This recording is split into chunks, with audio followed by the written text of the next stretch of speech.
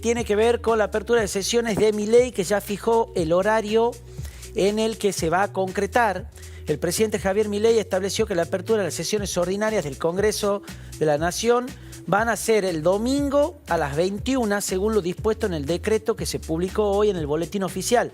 La decisión fija el horario del acto institucional que inaugura formalmente el periodo parlamentario y anticipa un mensaje presidencial con fuerte contenido político. La exposición de Milei ante la Asamblea Legislativa, que será transmitida por cadena nacional, llegará en un contexto distinto al del año pasado, con un oficialismo que tras las elecciones del año pasado de medio término se siente con mayor capacidad de iniciativa y negociación en ambas cámaras.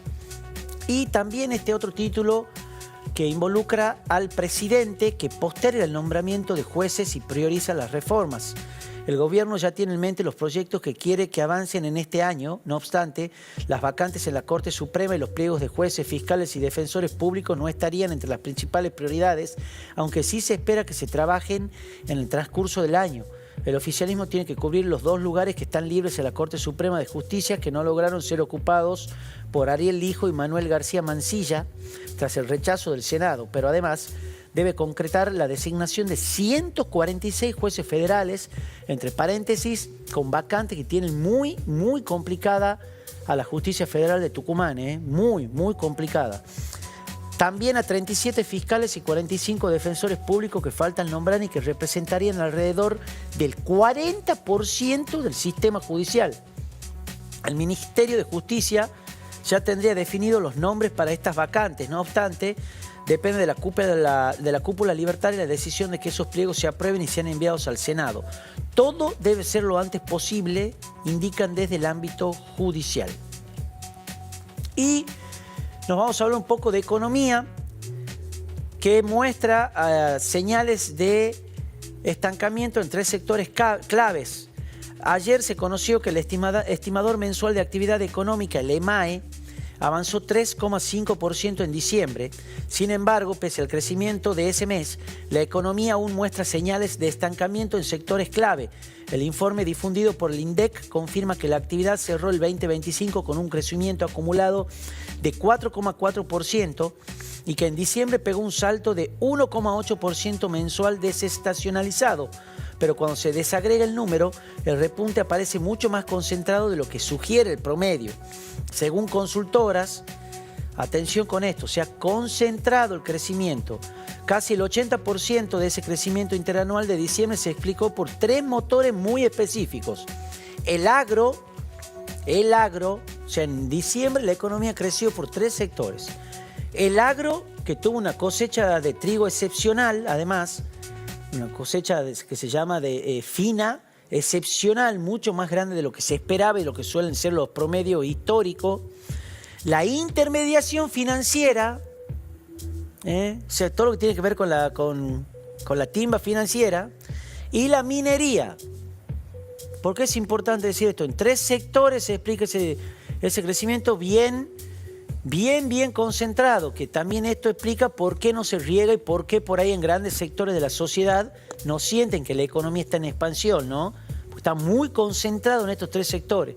O sea, si vos no estás relacionado a alguno de estos 3 sectores, no vas a sentir en general que hay una mejora de la economía. Sin esos sectores, la economía habría crecido un punto porcentual menos que en 2025. En la industria, los datos son débiles. La producción industrial cayó un 0,1% mensual en diciembre y se ubica un 1% por debajo del trimestre previo. La producción de acero se desplomó 10,6% mensual y acumula una caída de 7,3% frente al trimestre anterior. La molienda de soja también retrocedió un 4,7% mensual y 8,8% contra el trimestre previo. Y esto, que fue una de las noticias también ayer del día, el kirchnerismo se quedó sin autoridades en el Senado de la Nación.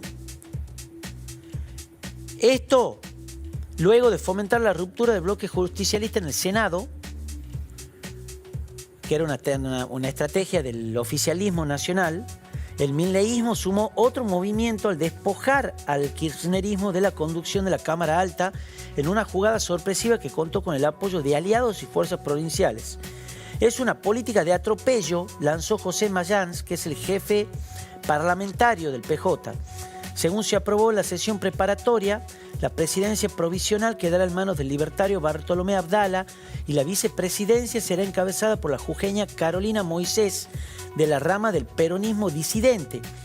La estrategia de La Libertad Avanza rompió con la tradición instalada en el Senado sobre que al principal bloque opositor le corresponde el tercer escalón de conducción y, en cambio, se cedió ese lugar a los aliados.